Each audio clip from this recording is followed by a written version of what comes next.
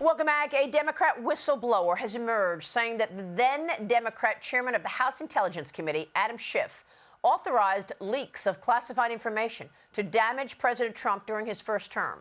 The whistleblower, a longtime Democrat staffer on the House Intelligence Committee, said Schiff was upset because he expected to be the CIA director in a Hillary Clinton presidency. In a statement to Fox News, a spokesperson for Schiff said this: Kash Patel's latest smear against Senator Schiff is absolutely and categorically false and is the latest in a series of defamatory attacks from the president and his allies meant to distract from their plummeting poll numbers and the Epstein files scandal. Joining me now in this Sunday Morning Futures exclusive is the director of the DOJ Weaponization Working Group, Ed Martin. He is investigating the weaponization of government, including Adam Schiff, New York Attorney General Letitia James for mortgage fraud, and the January 6th probe, among others. Ed Martin, great to have you this morning. Thanks very much for being here. Oh, always a pleasure, Maria. And Ed, it has really, truly been a decade of dirty tricks, and that's being kind about it, against Donald Trump, beginning with the Russia hoax, to the impeachments, to the indictments, to the Hunter Biden laptop. Assess for us the last 10 years in your view, and you have criminal referrals right now on Adam Schiff, Letitia James, among others. What is the status?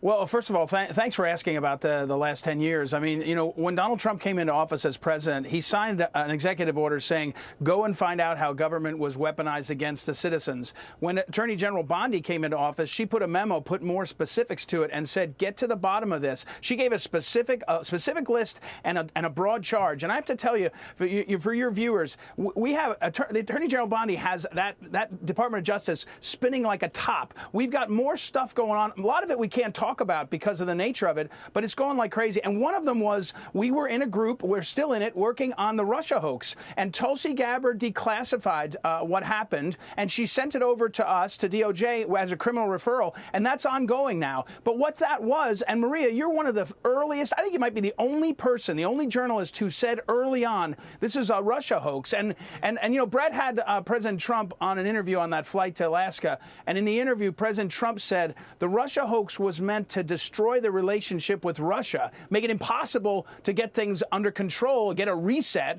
like Hillary said she wanted. So what we have in the Department of Justice now is a weaponization working group and the backing of our leadership to go and find this stuff. And so the Russia hoax, we know the birthday of the Russia hoax. It's December 8th, 2016, where the Obama administration, including Obama, said, don't put the truth out, lie, and ask the media to help us, and the Washington Post and others jumped right in. And then we had the Russia hoax that went on for 10 years. And every time they get in trouble, meaning the deep state and others, they throw another hoax out. And all we're doing at DOJ and all we're doing across the government is saying, get the truth out. And then, by the way, let's hold people accountable. And that's exactly what's going on. So when Bill Pulte sends a criminal referral over to us, and he says Letitia James and Adam Schiff, and by the way, both their lawyers have come out and talked publicly about that criminal referral. So you can talk to them about the specifics, because I'm going to tell you what we're going to do is we're going to follow the facts.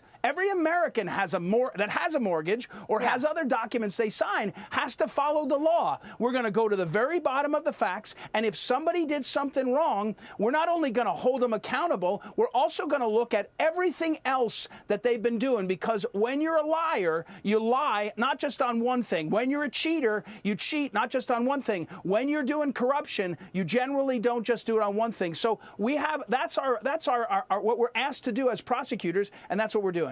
Well, we are all waiting for accountability here. Adam Schiff went on Sunday morning programs and said there was collusion in plain sight.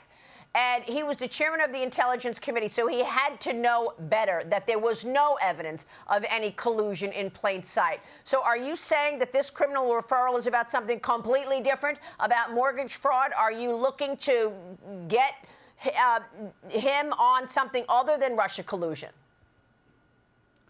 Well, I'm saying that there's a referral from Bill Pulte about a mortgage fraud, about Adam Schiff. That's publicly discussed. His own lawyers have been out there. Now there's more on Adam Schiff. And all we're going to do, again, is get to the facts of this and use all the tools that we have in our system. What we've discovered, and I know you want to ask me about some of this, in the weaponization, is that Joe Biden's Justice Department actively targeted American citizens, Catholics who went to Mass, parents who went to school boards, people who were involved in the Russia. You know, I hear from Carter Page every now and then. Carter Page, it was destroyed by the Russia hoax. And we're sitting around and pretending it's okay to say that, you know, there was a secret meeting on December 9th, 2016 in the Situation Room where they plotted the Russia hoax. And then we're going to say, oh, that was really bad. No, it wasn't really bad. It needs to be held accountable in every way we can.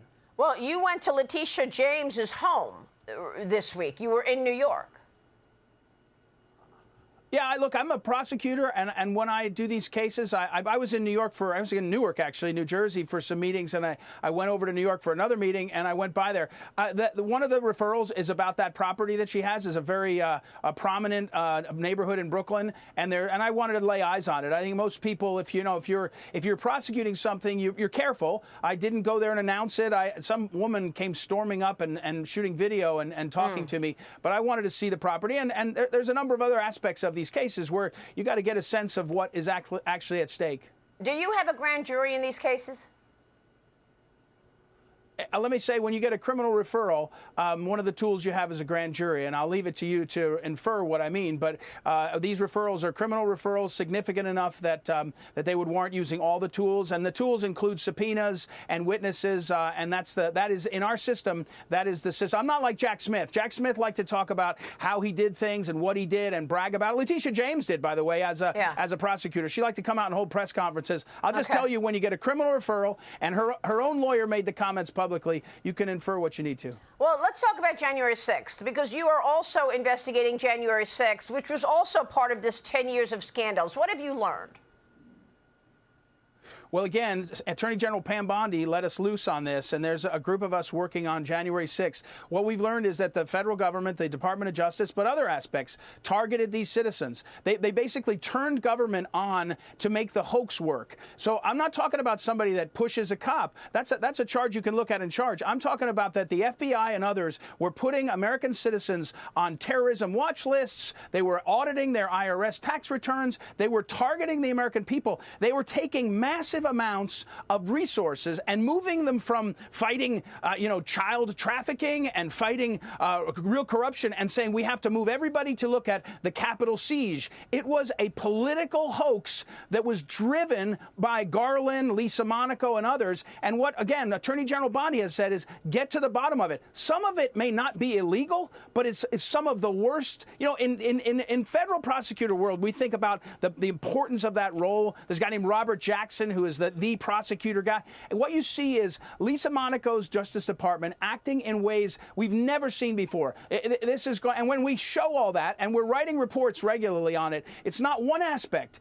The federal court system was used in a way. The jails were used in a way to punish people that was it's foreign. They didn't do this to the terrorists after 9/11, and they were doing it to American citizens. So that's a fulsome investigation on January 6th. And it will make clear the hoax, which is really the 2020 election hoax. We were told we couldn't talk about it because of January 6th. And the whole thing has fallen apart, Maria, and it's going to get to the bottom. And the players are always the same. It's always the same. The same people on December 9th, 2016, in the Situation Room in Obama's White House are playing the same game all these years. That's unbelievable. Real quick, what about the January 6th committee? Did they destroy evidence? Is there criminality there? Of course. We're all in that too. And trust me, a lot of people did not get a pardon that were involved in the select committee, and they ought to be keeping an eye on their mailbox, because there's a lot to be asked about. And the pardons that were given out were done by an auto pen. Are they legitimate? Well, yeah, I'm the pardon attorney, so I'm in that too. I can tell you we're investigating how the pardons were granted. It was not like anything in the history of America what not Joe Biden, his staffers did, not just with the auto pen, but with faking him out on the memos. More to come, Maria. I'm telling you, Pam Bondi has let us loose, and when this comes out, it'll take the whole of these people's hoaxes down, and we're doing it bit by bit, and it's fantastic. It's a great privilege. Unbelievable. Ed Martin, we're going to be following your work. We want you back soon. Thank you. I'm Steve Doocy. I'm Brian Kilmeade. And I'm Ainsley Earhart. And click here to subscribe to the Fox News YouTube page to catch our hottest interviews and most compelling analysis.